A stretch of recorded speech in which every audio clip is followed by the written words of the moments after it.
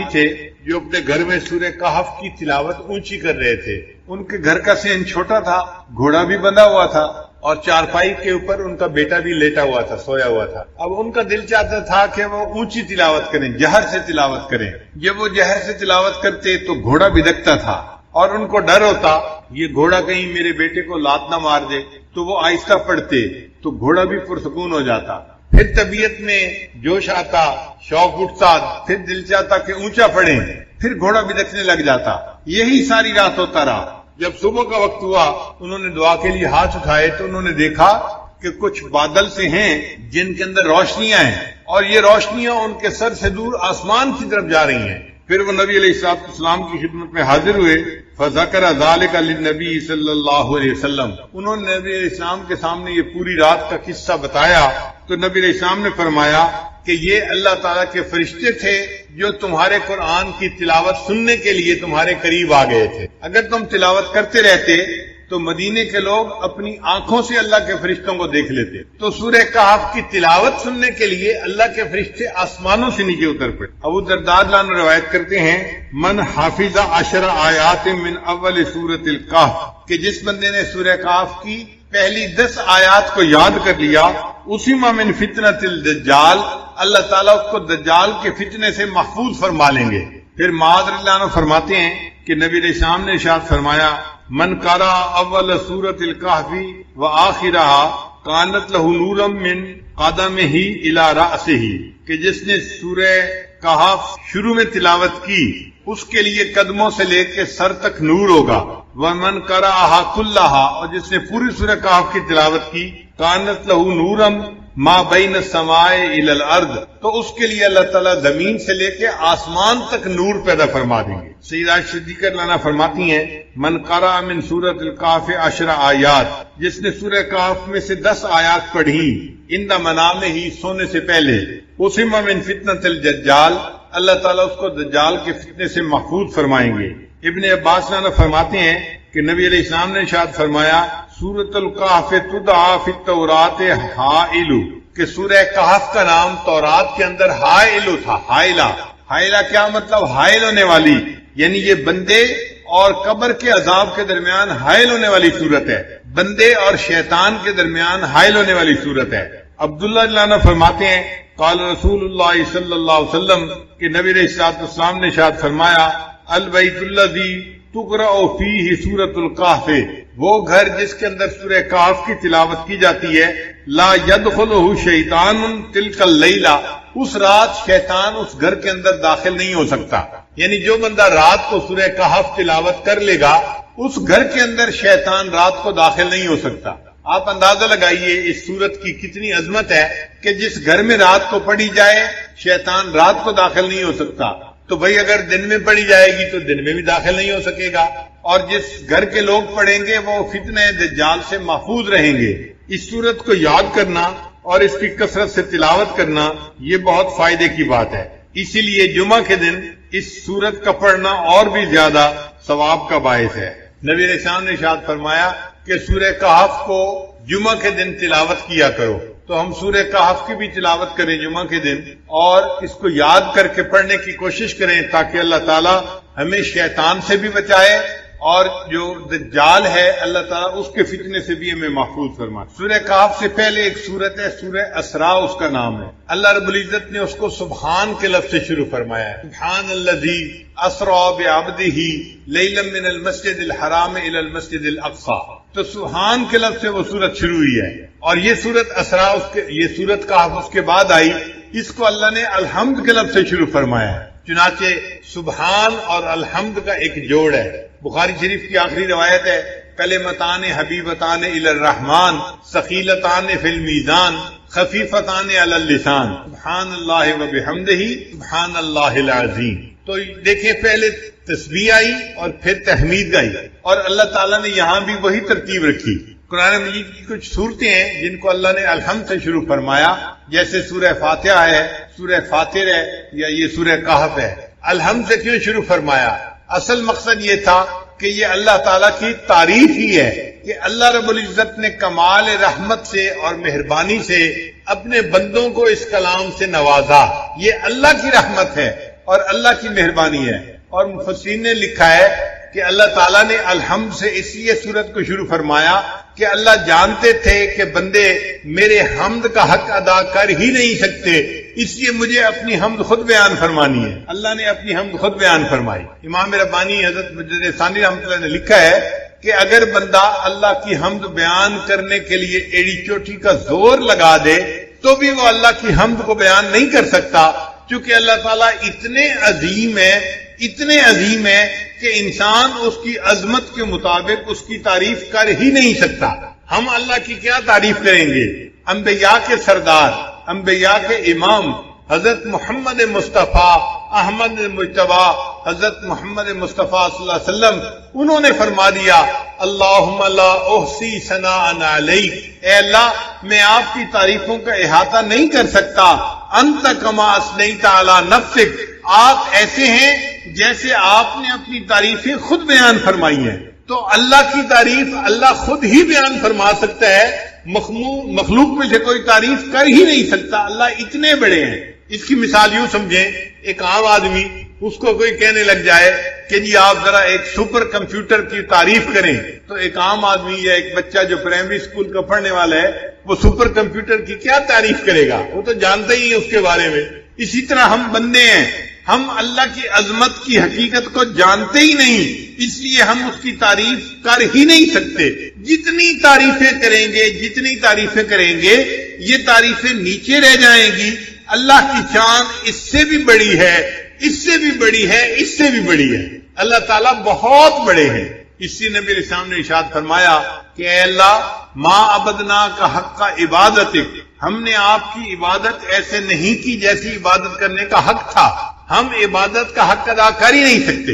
امام ربانی مجدد ثانی رحمۃ اللہ فرماتے ہیں کہ کوئی بندہ کتنے خلوص سے عبادت کیوں نہ کرے، کتنی یکسوئی کے ساتھ، کتنی توجہ کے ساتھ، کتنی جو ہے وہ یکسوئی کے ساتھ عبادت کرے، وہ اللہ کی عبادت کا حق ادا کر ہی نہیں سکتا.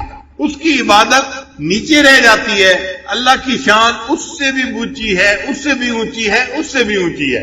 اب یہاں پہ ایک سوال پیدا ہوتا ہے کہ جب ہم اللہ تعالیٰ کی حمد بیان کر ہی نہیں سکتے جیسے اللہ تعالیٰ اونچے ہیں، حمد کے لائق ہیں، پھر ثواب کیوں ملتا ہے؟ پھر ثواب کیوں ملتا ہے بندے کو؟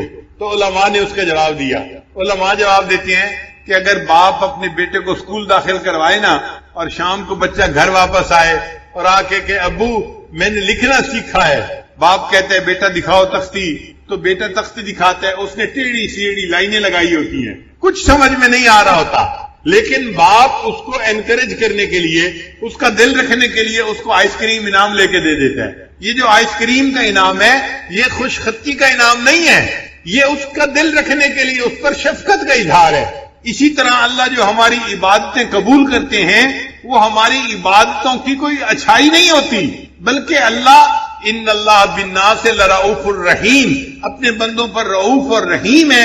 اس کی رافت اور رحمت کا یہ تقاضا ہے، اللہ اپنے بندوں کی ٹوٹی پھوٹی عبادت پر بھی ان کو اجر عطا فرما دیتا ہے. کو بھی ڈرایا دھمکایا گیا کہ اگر تم قوم کے دین پر عمل نہیں کرو گے تو تمہیں سزا ملے گی.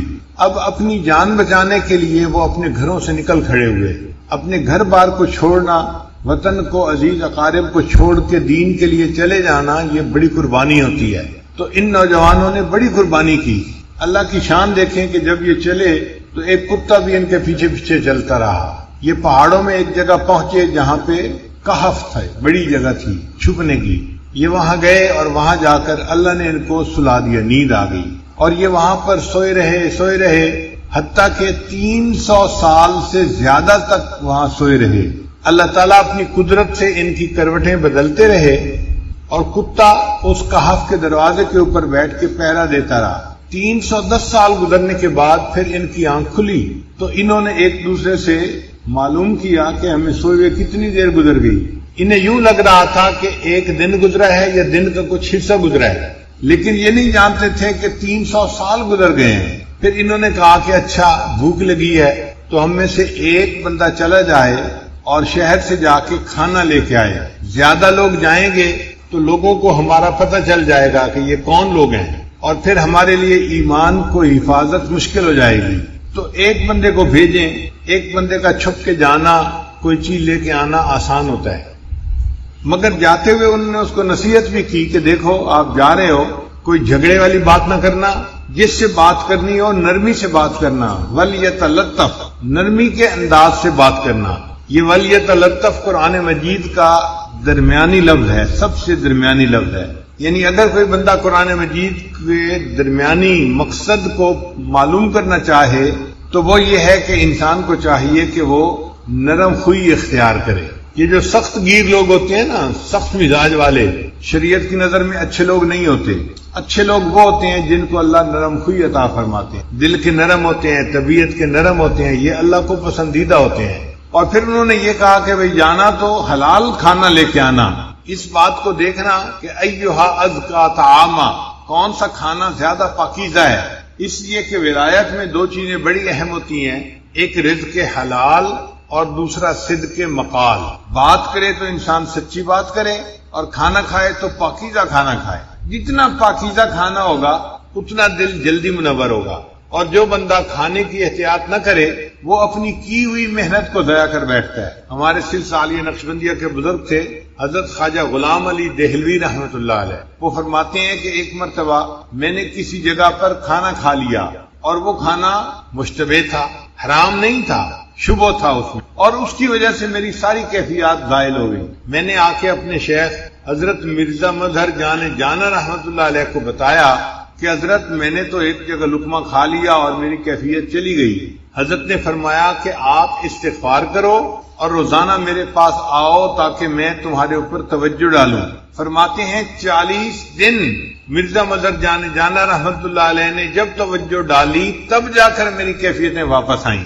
ایک اشتبہ لقمہ کھانے سے کیفیتیں چلی گئیں اور 40 دن شیخ کی توجہ کے بعد پھر واپس لوٹا۔ تو اس لیے کھانے پینے میں احتیاط بڑی ضروری ہوتی ہے۔ اسی لیے کھانے کے فرائض میں سے یہ فرض ہے کہ کھانے والا دیکھے کہ یہ حلال ہے یا نہیں، اور حلال اور حرام دیکھنا تو نسبتاً آسان ہوتا ہے، جو مشتبہ ہوتا ہے وہ اور زیادہ مشکل ہے۔ ہمارے حضرت مرشد عالم رحمت اللہ علیہ کے بڑے صاحبزادے حضرت مولانا عبد الرحمن قاسمی رحمت اللہ علیہ واقعہ سنانے لگے کہ ایک مرتبہ حضرت مرشد عالم رحمت اللہ علیہ بیرون ملک کے سفر پر گئے ہوئے تھے، اور حضرت خواجہ عبد المالک صدیقی رحمت اللہ علیہ وہ اسلام آباد تشریف لائے ہوئے تھے، اور واپسی پہ وہ چکوال تشریف لے آئے۔ تو کہنے لگے کہ میں گھر میں تھا تو مجھے ہی سارا انتظام کرنا تھا، میں نے حضرت کو بٹھایا اور اماں جی کو بتایا کہ امی حضرت تشریف لائے ہیں، آپ کھانا بنا دیجیے۔ اور جب کھانے کا وقت آیا تو میں نے کھانا لے کے دسترخوان کے اوپر لگایا اور حضرت صدیقی رحمت اللہ علیہ سے عرض کیا کہ حضرت آپ کھانا کھائیے۔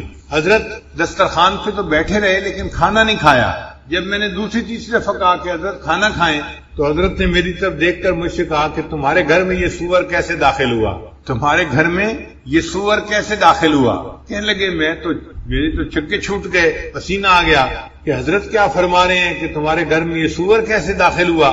میں گھر آیا اور میں نے اماں جی سے کہا کہ اماں جی حضرت کھانا نہیں کھا رہے اور فرما رہے ہیں کہ تمہارے گھر میں یہ سور کیسے داخل ہوا؟ کہنے لگے کہ اماں جی نے سر پکڑ لیا اور کہنے لگی اوہو مجھ سے بڑی غلطی ہوئی، میں ہمیشہ حضرت کا کھانا اپنے گھر سے بنایا کرتی تھی، یہ میری جو پڑوسن عورت ہے یہ مدتوں سے مجھے کہہ رہی تھی کہ تمہارے شیخ جب آئیں گے تو ان کا کھانا ایک وقت کا میں بناؤں گی، تو پڑوس کا لحاظ کرتے ہوئے میں نے اسے کہہ دیا تھا کہ حضرت آئے ہیں کھانا آپ بنا دو، یہ کھانا ہمارے گھر کا نہیں پکا ہوا، یہ پڑوسی کے گھر کا پکا ہوا۔ صاحبزادہ صاحب کہنے لگے کہ میں نے سوچا کہ وہ تو اسکول ماسٹر تھے تو ان کا حرام کا مال کیسے ہو گیا، وہ تو ڈیوٹی دیتے ہیں اور تنخواہ کا پیسہ لیتے ہیں، حرام کا پیسہ تو نہیں۔ کہنے لگے جب تحقیق کی تو پتہ چلا کہ وہ اپنی تنخواہ بینک میں رکھتے تھے اور بینک میں رکھنے کی وجہ سے اس میں سود کے کچھ پیسے شامل ہو جاتے تھے، وہ جو حلال مال کے اندر سود کے تھوڑے سے پیسے شامل ہو جاتے تھے اس کی وجہ سے پورا مال جو ہے حرام بن گیا تھا۔ اور حضرت صدیقی رحمۃ اللہ نے کشف کی نظر سے پہچان لیا اور فرمایا کہ بتاؤ تمہارے گھر کے اندر یہ سور کیسے داخل ہوا؟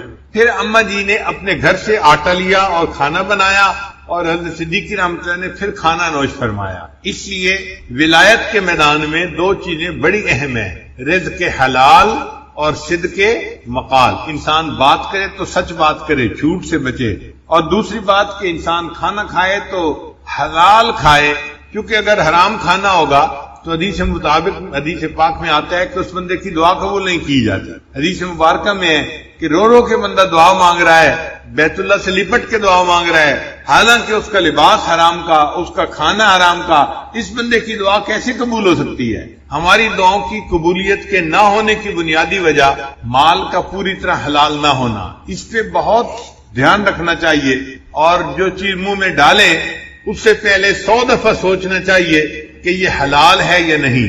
ہمارے اسلاف تو کھانا کھانے سے پہلے 7 جگہوں تک دیکھتے تھے کہ اس چیز کی بیع ٹھیک ہوئی ہے یا نہیں ہوئی. احوال الصادقین میں علامہ عبدالوہاب شیرانی رحمۃ اللہ فرماتے ہیں کہ وہ 7 ہاتھ تک دیکھتے تھے کہ اس چیز کی بیع ٹھیک ہوئی ہے یا نہیں ہوئی. یعنی ہم نے کسی چیز بندے سے خریدی, اس بندے کے پاس ٹھیک چیز آئی یا نہیں آئی, پھر اس نے آگے جو خریدی تو وہ ٹھیک خریدی یا نہیں خریدی, پھر اس نے آگے جو خریدی تو 7 ہاتھ تک دیکھتے تھے. ہم تو ایک ہاتھ بھی نہیں دیکھتے.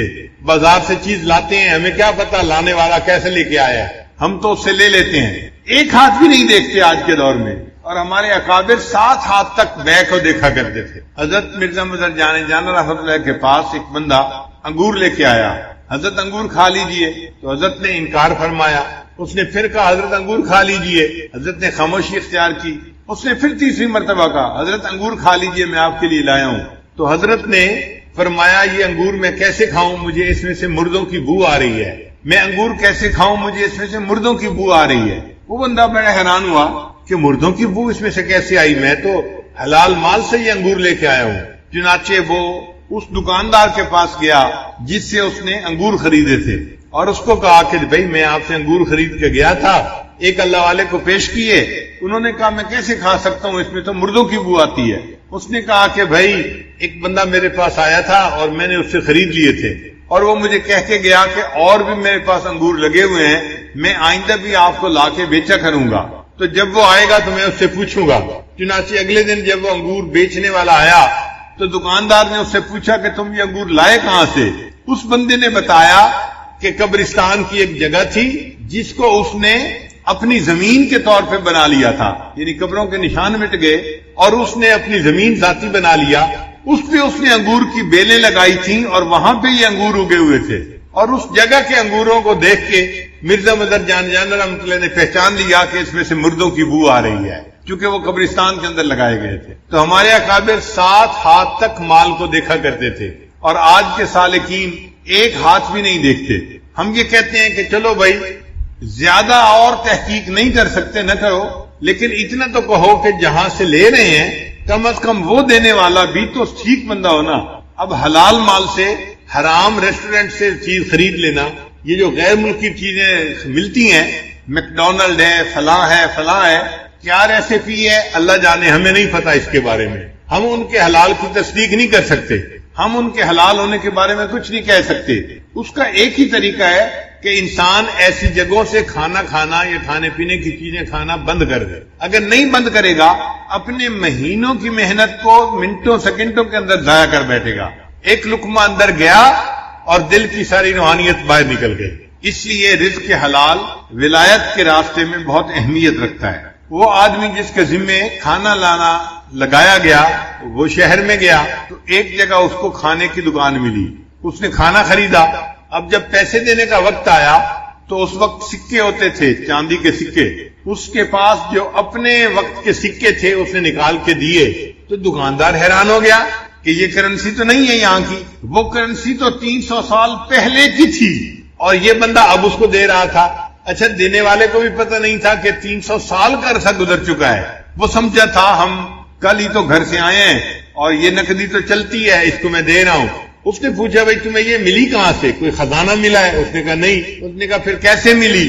اب اس کو بتانا پڑ گیا کہ جی ہم تو گھر سے نکلے تھے اور ایک جگہ پہنچے, وہاں تھوڑی دیر سوئے, کھانا لینے آیا اور میں آپ کے پاس یہ پیسے لے کے آیا ہوں. آپ کہتے ہیں یہ تو بڑے پرانے ہیں. اس دکاندار نے لوگوں کو بتایا تو لوگ جو تھے وہ سارے اس کے ساتھ گئے اور انہوں نے جا کے اس جگہ کو دیکھا. تو اس طرح اصحاب کہف کا پتہ چل گیا. اللہ کی شان کے جو کھانا لے کے گیا, یہ جب واپس گیا تو یہ گیا, اس کو بھی پھر نیند آ گئی, یہ بھی وہاں جا کے سو گیا. اللہ تعالیٰ اپنی قدرت دکھانا چاہتے تھے کہ لوگوں تم سمجھتے ہو کہ قیامت کے دن کوئی ہمیں زندہ نہیں کر سکے گا.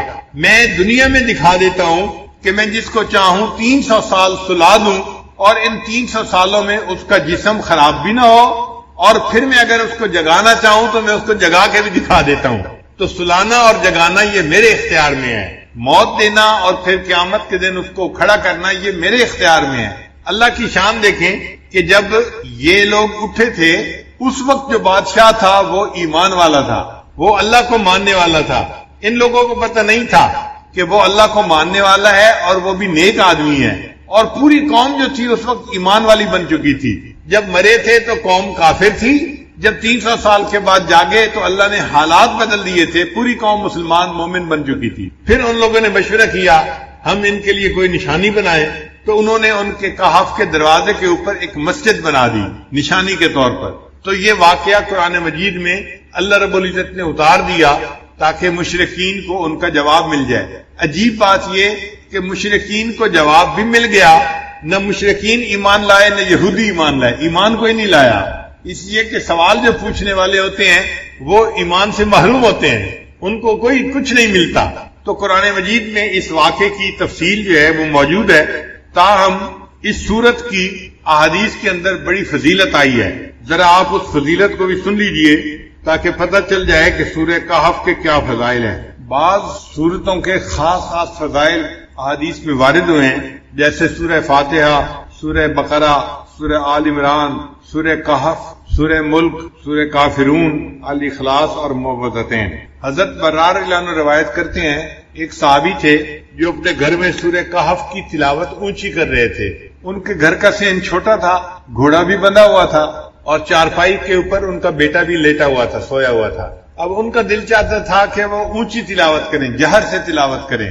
جب وہ جہر سے تلاوت کرتے تو گھوڑا بدکتا تھا اور ان کو ڈر ہوتا یہ گھوڑا کہیں میرے بیٹے کو لات نہ مار دے, تو وہ آہستہ پڑھتے تو گھوڑا بھی پرسکون ہو جاتا. پھر طبیعت میں جوش آتا, شوق اٹھتا, پھر دل چاہتا کہ اونچا پڑھیں, پھر گھوڑا بدکنے لگ جاتا. یہی ساری رات ہوتا رہا. جب صبح کا وقت ہوا انہوں نے دعا کے لیے ہاتھ اٹھائے تو انہوں نے دیکھا کہ کچھ بادل سے ہیں جن کے اندر روشنیاں ہیں, اور یہ روشنیاں ان کے سر سے دور آسمان کی طرف جا رہی ہیں. پھر وہ نبی علیہ السلام کی خدمت میں حاضر ہوئے. فذکر ذلک للنبی صلی اللہ علیہ وسلم, انہوں نے نبی علیہ السلام کے سامنے یہ پوری رات کا قصہ بتایا. تو نبی علیہ السلام نے فرمایا کہ یہ اللہ تعالیٰ کے فرشتے تھے جو تمہارے قرآن کی تلاوت سننے کے لیے تمہارے قریب آ گئے تھے. اگر تم تلاوت کرتے رہتے تو مدینے کے لوگ اپنی آنکھوں سے اللہ کے فرشتوں کو دیکھ لیتے. تو سورہ کہف کی تلاوت سننے کے لیے اللہ کے فرشتے آسمانوں سے نیچے اتر پڑے. ابو درداء رضی اللہ عنہ روایت کرتے ہیں من حافظ 10 آیات من اول سورۃ الکہف, کہ جس بندے نے سورہ کہف کی پہلی 10 آیات کو یاد کر لیا, اسم من فتنۃ الدجال, اللہ تعالیٰ اس کو دجال کے فتنے سے محفوظ فرما لیں گے. معاذ رضی اللہ عنہ فرماتے ہیں کہ نبی علیہ السلام نے ارشاد فرمایا من قرأ اول سورۃ الکہف وآخرہا کانت لہ نورا من قدمہ الی رأسہ, کہ جس نے سورہ کہف شروع میں تلاوت کی اس کے لیے قدموں سے لے کے سر تک نور ہوگا. ومن قرأہا کلہا, اور جس نے پوری سورہ کہف کی تلاوت کی کانت لہ نورا ما بین السماء الی الارض, تو اس کے لیے اللہ تعالیٰ زمین سے لے کے آسمان تک نور پیدا فرما دیں گے. صدیقہ لانا فرماتی ہیں من قرأ من سورۃ الکہف 10 آیات, جس نے سورہ کہف میں سے 10 آیات پڑھی عند منامہ ہی, سونے سے پہلے, اسم من فتنۃ الدجال, اللہ تعالیٰ اس کو دجال کے فتنے سے محفوظ فرمائیں گے. ابن عباس لانا فرماتے ہیں کہ نبی علیہ السلام نے ارشاد فرمایا سورۃ الکہف تدعی فی التوراۃ حائل, کہ سورہ کہف کا نام تورات کے اندر حائل تھا. حائلہ کیا مطلب؟ حائل ہونے والی, یعنی یہ بندے اور قبر کے عذاب کے درمیان حائل ہونے والی صورت ہے, بندے اور شیطان کے درمیان حائل ہونے والی صورت ہے.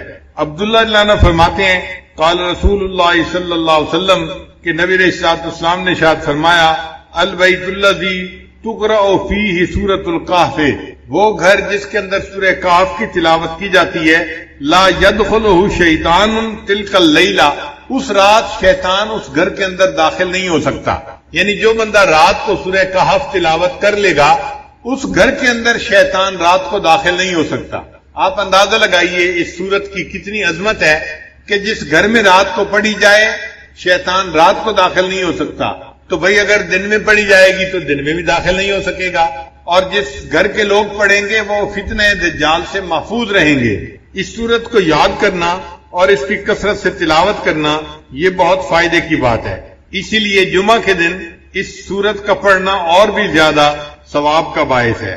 نبی علیہ السلام نے ارشاد فرمایا کہ سورہ کہف کو جمعہ کے دن تلاوت کیا کرو، تو ہم سورہ کہف کی بھی تلاوت کریں جمعہ کے دن اور اس کو یاد کر کے پڑھنے کی کوشش کریں تاکہ اللہ تعالیٰ ہمیں شیطان سے بھی بچائے اور جو دجال ہے اللہ تعالیٰ اس کے فتنے سے بھی ہمیں محفوظ فرمائے۔ سورہ کہف سے پہلے ایک سورت ہے سورہ اسراء، اس کا نام ہے۔ اللہ رب العزت نے اس کو سبحان کے لفظ سے شروع فرمایا ہے، سبحان الذی اسریٰ بعبدہ لیلا من المسجد الحرام الی المسجد الاقصی، تو سبحان کے لفظ سے وہ سورت شروع ہوئی ہے، اور یہ سورت اسراء یہ سورت کہف اس کے بعد آئی، اس کو اللہ نے الحمد کے لفظ سے شروع فرمایا ہے۔ چنانچہ سبحان اور الحمد کا ایک جوڑ ہے۔ بخاری شریف کی آخری روایت ہے، کلمتان حبیبتان الی الرحمن ثقیلتان فی المیزان خفیفتان علی اللسان سبحان اللہ و بحمدہ سبحان اللہ العظیم۔ تو دیکھیں پہلے تسبیح آئی اور پھر تحمید آئی، اور اللہ تعالیٰ نے یہاں بھی وہی ترتیب رکھی۔ قرآن مجید کی کچھ صورتیں ہیں جن کو اللہ نے الحمد سے شروع فرمایا، جیسے سورہ فاتحہ ہے، سورہ فاطر ہے، یا یہ سورہ کہف ہے۔ الحمد سے کیوں شروع فرمایا؟ اصل مقصد یہ تھا کہ یہ اللہ تعالیٰ کی تعریف ہی ہے کہ اللہ رب العزت نے کمال رحمت سے اور مہربانی سے اپنے بندوں کو اس کلام سے نوازا۔ یہ اللہ کی رحمت ہے اور اللہ کی مہربانی ہے، اور مفسرین نے لکھا ہے کہ اللہ تعالیٰ نے الحمد سے اس لیے سورت کو شروع فرمایا کہ اللہ جانتے تھے کہ بندے میرے حمد کا حق ادا کر ہی نہیں سکتے، اس لیے مجھے اپنی حمد خود بیان فرمانی ہے۔ اللہ نے اپنی حمد خود بیان فرمائی۔ امام ربانی حضرت مجدد ثانی رحمۃ اللہ نے لکھا ہے کہ اگر بندہ اللہ کی حمد بیان کرنے کے لیے ایڑی چوٹی کا زور لگا دے تو بھی وہ اللہ کی حمد کو بیان نہیں کر سکتا، چونکہ اللہ تعالیٰ اتنے عظیم ہے کہ انسان اس کی عظمت کے مطابق اس کی تعریف کر ہی نہیں سکتا۔ ہم اللہ کی کیا تعریف کریں گے؟ انبیاء کے سردار، انبیاء کے امام حضرت محمد مصطفیٰ احمد مجتبی حضرت محمد مصطفیٰ صلی اللہ علیہ وسلم، انہوں نے فرما دیا اللہم لا احصی ثناء علیک، اے اللہ میں آپ کی تعریفوں کا احاطہ نہیں کر سکتا، انت کما اثنیت علی نفسک، آپ ایسے ہیں جیسے آپ نے اپنی تعریفیں خود بیان فرمائی ہیں۔ تو اللہ کی تعریف اللہ خود ہی بیان فرما سکتا ہے، مخلوق میں سے کوئی تعریف کر ہی نہیں سکتا، اللہ اتنے بڑے ہیں۔ اس کی مثال یوں سمجھیں، ایک عام آدمی اس کو کوئی کہنے لگ جائے کہ جی آپ ذرا ایک سپر کمپیوٹر کی تعریف کریں، تو ایک عام آدمی یا ایک بچہ جو پرائمری اسکول کا پڑھنے والا ہے وہ سپر کمپیوٹر کی کیا تعریف کرے گا؟ وہ تو جانتا ہی ہے اس کے بارے میں۔ اسی طرح ہم بندے ہیں، ہم اللہ کی عظمت کی حقیقت کو جانتے ہی نہیں، اس لیے ہم اس کی تعریف کر ہی نہیں سکتے۔ جتنی تعریفیں کریں گے یہ تعریفیں نیچے رہ جائیں گی۔ اللہ کی شان اس سے بھی بڑی ہے، اس سے بھی بڑی ہے، اس سے بھی بڑی ہے۔ اللہ تعالیٰ بہت بڑے ہیں۔ اس لیے نبی علیہ السلام نے ارشاد فرمایا کہ اے اللہ ما عبدنا کا حق کا عبادتک، ہم نے آپ کی عبادت ایسے نہیں کی جیسی عبادت کرنے کا حق تھا، ہم عبادت کا حق ادا کر ہی نہیں سکتے۔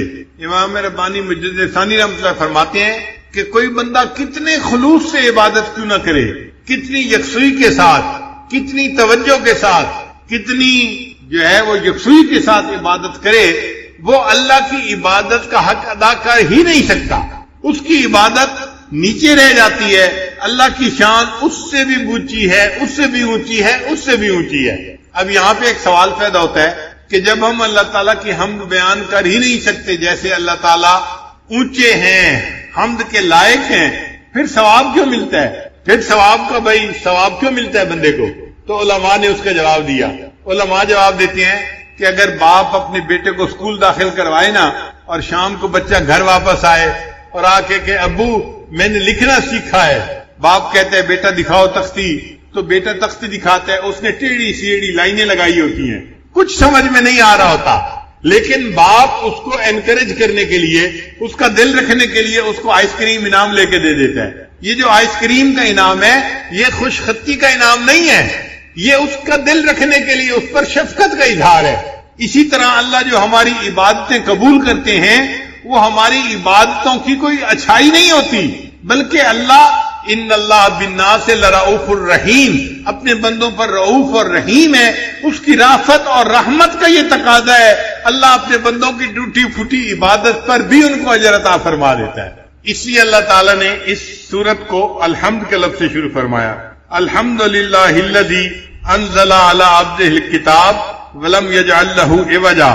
سب تعریف اللہ ہی کے لیے ہے جس نے اپنے بندے پر کتاب نازل فرمائی اور اس کتاب میں ذرا بھی کجی نہیں رکھی.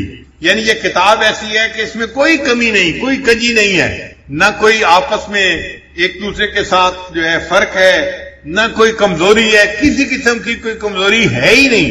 یہ ایسی کتاب ہے کہ جو بالکل جو ہے ہر قسم کے سقم سے پاک اور بالا تر کتاب ہے، اللہ کا کلام ہے.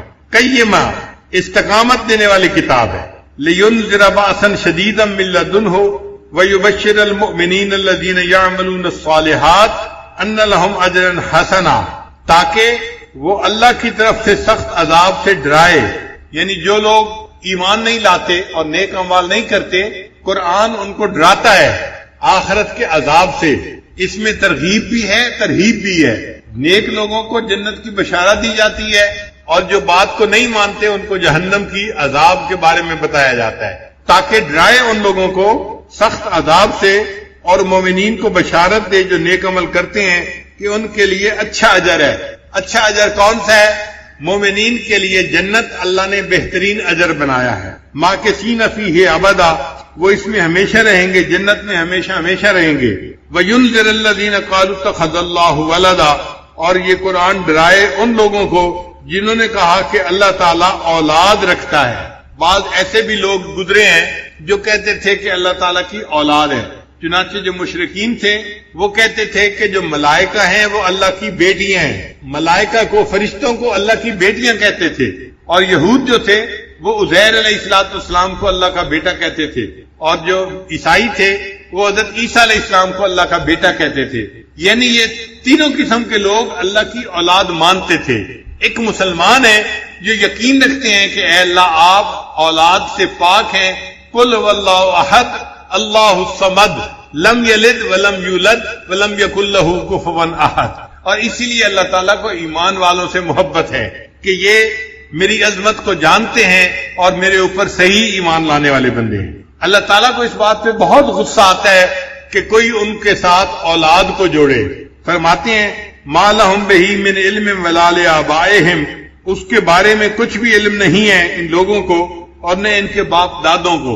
یعنی یہ بھی جاہل ہیں اور ان کے باپ دادا جو کہتے تھے نا کہ اللہ کی اولاد ہے وہ بھی جاہل ہے.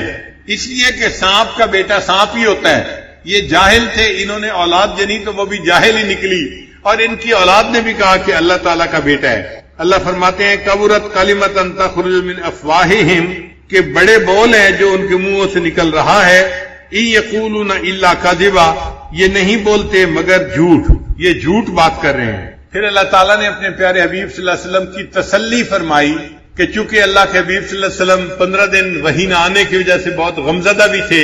اللہ فرماتے ہیں فَلَعَلَّكَ بَاخِعٌ نَفْسَكَ عَلَىٰ آثَارِهِمْ إِن لَّمْ يُؤْمِنُوا بِهَٰذَا الْحَدِيثِ أَسَفًا. تو ایسا تو نہیں کہ آپ ان کے پیچھے اپنی جان کو غم کی وجہ سے ہلاک کر دینے والے ہیں اور یہ لوگ اس مضمون پر ایمان نہ لائیں. اگر یہ لوگ ایمان نہیں لاتے آپ اتنے غمزدہ کیوں ہوتے ہیں؟ آپ کے اوپر تو ہے بات کو پہنچانا. وما علیک الا البلاغ، آپ نے تو بات پہنچا دی، آپ کی ذمہ داری ختم ہو گئی. اب اگر یہ ایمان نہیں لاتے تو اے میرے حبیب صلی اللہ علیہ وسلم آپ کتنا غم کیوں کرتے ہیں؟ آپ کیوں اپنے آپ کو پریشانی میں ڈالتے ہیں؟ پھر آگے فرمایا انا جعلنا ما علی الارض زینۃ لہا لنبلوہم ایہم احسن عملا. بلا شبہ زمین پر جو کچھ ہے ہم نے اس کے لیے زینت بنایا ہے تاکہ ہم آزمائیں کہ ان لوگوں میں سے کون اچھا عمل کرتا ہے. زمین کے اوپر جو کچھ بھی ہے وہ سب کا سب ہمارے لیے امتحان ہے. زمین کی زیب و زینت بھی امتحان ہے، زمین کے اوپر مال وہ بھی امتحان ہے، زمین کے اوپر جمال وہ بھی امتحان ہے. ہر چیز ہمارے لیے امتحان ہے. اور اللہ تعالیٰ نے یہ اس لیے امتحان بنایا کہ وہ دیکھنا چاہتے ہیں کہ کون ہیں جو نیک عمل کرنے والے ہیں. وَإِنَّا لَجَاعِلُونَ مَا عَلَيْهَا صَعِيدًا جُرُزًا.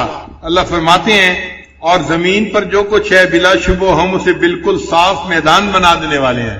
اور یہ چند دن کی بات ہے، یہ جو کچھ ہے ایک وقت آئے گا کہ ہر چیز مٹ جائے گی، یہ سب مٹی کی ڈھیری بن جائے گی اور اللہ تعالیٰ زمین کو چٹیل میدان بنا دیں گے.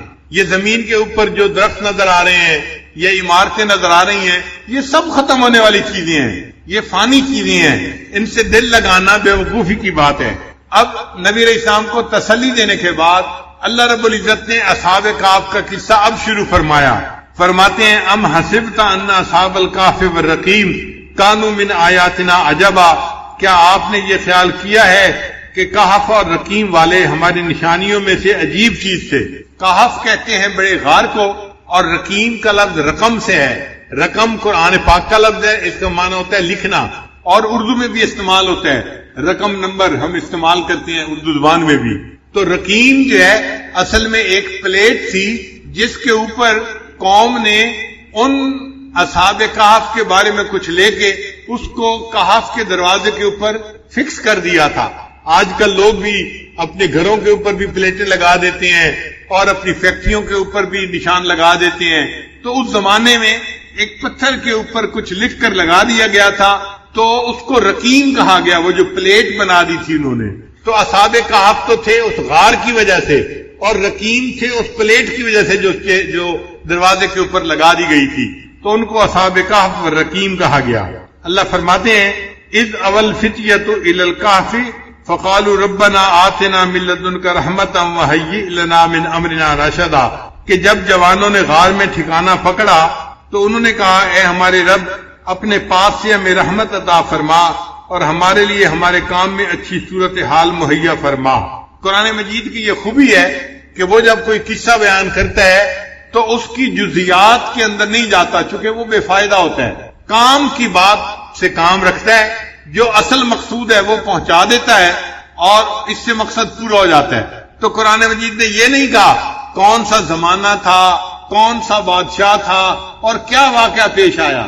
اتنا کہا کہ وہ چند نوجوان تھے جو غار کے اندر داخل ہوئے اس لیے کہ وہ اپنے ایمان کو بچانا چاہتے تھے، اور انہوں نے دعا مانگی ربنا آتنا من لدنک رحمتا وہیئ لنا من امرنا رشدا. اے اللہ، اے ہمارے رب، ہمیں اپنے پاس سے رحمت عطا فرما اور ہمارے لیے ہمارے کام میں اچھی صورتحال مہیا فرما. بس اتنی بات بتائی اور بات کو مکمل کر دیا. پھر جب وہ کہف کے اندر آ گئے، اللہ فرماتے ہیں فَضَرَبْنَا عَلَىٰ آذَانِهِمْ فِي الْكَهْفِ سِنِينَ عَدَدًا. سو ہم نے ان کے کانوں پر سال ہا سال تک پردہ ڈال دیا، پھر ہم نے انہیں اٹھایا. جب انسان سوتا ہے نا تو اس کے کانوں کے اوپر پردہ آ جاتا ہے. نیند کا تعلق دو چیزوں کے ساتھ ہے، ایک آنکھوں کے ساتھ ہے اور ایک کانوں کے ساتھ ہے. اگر کانوں میں آواز چلی جائے تو بھی نیند ڈسٹرب ہو جاتی ہے، اگر آنکھوں کے آگے روشنی آ جائے تو بھی نیند ڈسٹرب ہو جاتی ہے. اسی لیے سائنسدانوں نے یہ لکھا ہے کہ ایک آدمی اگر کسی جنگل کے اندر سویا ہوا ہے تو رات ہوگی تو اس کو نیند آئے گی، اور جیسے ہی صبح کی روشنی ہوگی تو بند آنکھوں کے باوجود اس کی آنکھوں کے اندر سے روشنی اس کے دماغ تک جائے گی اور اس کو پتہ چل جائے گا کہ صبح کا وقت ہو گیا ہے اور اس کی آنکھ کھل جائے گی. تو صبح کے وقت، سحری کے وقت خود بخود آنکھ کھل جاتی ہے. تو آنکھ کھلتی ہے روشنی دماغ تک پیغام دے یا کان کی آواز دماغ تک پیغام دے. تو اللہ فرماتے ہیں کہ وہ غار میں سوئے ہوئے تھے، تو صاف ظاہر ہے کہ غار کے اندر اللہ نے ان کو سلانے کے لیے ان کے کانوں کے اوپر پردہ ڈال دیا تھا، اور پردہ آنے کی وجہ سے اب ان کو گہری نیند آ گئی تھی. وہ 300 سال تک سوئے رہے، اور اس دوران اللہ ان کی کروٹیں بھی بدلتے رہے اور ان کی نیند میں خلل نہیں آیا. ثم بعثناہم، پھر ہم نے انہیں اٹھایا، جگایا کہ ہم جان لیں لنعلم ای الحزبین احصی لما لبثوا امدا، کہ دونوں گروہ میں سے کون سا گروہ ان کے ٹھہرنے کی مدت کو ٹھیک طرح سے شمار کرنے والا ہے. یعنی کیا ان کو خود پتا ہے کہ یہ کتنا سوئے ہیں، یا ان کی قوم کو پتا ہے کہ یہ نوجوان کتنا عرصہ اس کہف کے اندر سوئے رہے ہیں؟ ہم دیکھنا چاہتے تھے کہ کوئی جانتا ہے کہ نہیں اس بات کو. اللہ فرماتے ہیں نحن نقص علیک نبأہم بالحق، کہ ہم آپ سے ان کا واقعہ بالکل ٹھیک ٹھیک بیان کرتے ہیں. इन्नहुम फित्यतुन आमनू, बिला शुबा वो चंद नौजवान थे, बिरब्बिहिम वजिदनाहुम हुदा, जो अपने रब पर ईमान लाए और अल्लाह ने उनकी हिदायत को और ज्यादा कर दिया। कुरान मजीद में नौजवानों का तज़किरा अल्लाह ताला ने खास तौर पर किया है। एक सैयदना इब्राहीम अलैहिस्सलाम का तज़किरा अल्लाह ने किया, वो भी नौजवान थे और अल्लाह की तौहीद पे कायम थे और उन्होंने बुतों को तोड़ दिया था। फजाअलहुम जुज़ाज़ा, और उनके बारे में लोग कहते थे कि इन्ना समेना फतई यज़कुरुहुम युक़ालु लहू इब्राहीम, हमने एक नौजवान के बारे में सुना है वो हमारे बुतों के खिलाफ बातें करता था। तो इब्राहीम अलैहिस्सलाम के जवानी का तज़किरा अल्लाह ने कुरान मजीद में किया है। एक अल्लाह ताला ने हजरत यूसुफ अलैहिस्सलाम की जवानी का तज़किरा किया है कुरान पाक में। मिस्र की औरतों ने कहा था कि हमने सुना है कि जो बादशाह की बीवी है वो अपने जो है नौजवान गुलाम के ऊपर फरेफ्ता हो गई है, उसके लिए भी फतह का लफ्ज इस्तेमाल किया गया है। और एक अल्लाह ताला ने असहाब कहफ के लिए नौजवानों का लफ्ज इस्तेमाल किया। और एक हजरत मूसा अलैहिस्सलाम का जो खादिम था यूशा बिन नून, वो भी नौजवान था, उसका भी तज़किरा कुरान मजीद में हुआ। तो उन्होंने अपने गुलाम से पूछा था कि खाने की चीज लाओ, तो उसने भी कहा था कि जी वो तो मछली थी जो दरिया में चली गई, उसके लिए भी नौजवान का लफ्ज इस्तेमाल हुआ है।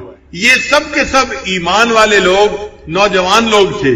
और अजीब बात है कि नबी अलैहिस्सलाम ने जब दुनिया में नबूवत का दावा फरमाया तो अल्लाह के हबीब सल्लल्लाहु अलैहि वसल्लम भी नौजवान थे, 40 साल उम्र थी। 40 साल की उम्र का बंदा तो नौजवान होता है। और फिर हजरत अबू बकर सिद्दीक लानो की उम्र 38 साल थी, 2 साल छोटे थे, वो भी नौजवान थे। हजरत उमर लानो और चंद साल छोटे थे, वो भी नौजवान थे। हजरत उस्मान गनी भी नौजवान थे और हजरत अली लानो तो और भी उठती जवानी थी उनकी। और उनके बारे में तो नबी अलैहिस्सलाम ने हदीस पाक में भी फरमाया कि ला फता इल्ला अली, कि कोई नौजवान नहीं सिवाय अली के। तो अली की जवानी का तज़किरा तो अल्लाह के हबीब सल्लल्लाहु अलैहि वसल्लम ने हदीस पाक में भी फरमाया है। ये सब नौजवानों की जमात थी जिन्होंने दीन की बुनियाद रखी और अल्लाह ताला ने दीन इस्लाम की आबियारी इन नौजवानों से करवाई। हमेशा जब भी दुनिया में कोई इनकलाब आता है उसके पीछे नौजवान ही होते हैं। तो याद रखिएगा, नौजवानों का जोश और बूढ़ों का होश, नौजवानों का जोश और बूढ़ों का होश। बूढ़ों में अक्लमंदी होती है, उनका दिमाग काम करता है, वो सही फैसले कर पाते हैं, इसलिए वो सही जो है डिसीजन लेते हैं। तो बूढ़ों का होश जरूरी है और फिर काम को करने के लिए नौजवानों का जोश भी जरूरी है ताकि काम अपने पाए तकमील तक पहुंच जाए। तो ये चंद नौजवान थे जिनका तज़किरा कुरान मजीद ने किया कि ये अपने ईमान बचाने के लिए गार के अंदर चले गए थे। अल्लाह फरमाते हैं वरबतना अला कुलूबिहिम, हमने इनके दिलों को मजबूत कर दिया। इज़ कामू, जब वो सोने के बाद उठे, फकालू, जब वो खड़े हुए, फकालू, और कहने लगे रब्बुना रब्बुस समावाति वल अर्द, हमारा रब तो वो है जो आसमान और जमीन का रब है।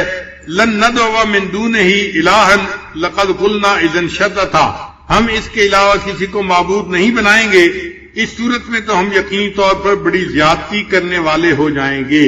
यानी कौम कहती थी ना कि तुम भी बुतों को पूजो, तो वो कहते थे कि हम बुतों को नहीं पूज सकते, हम एक अल्लाह को ही पूजेंगे।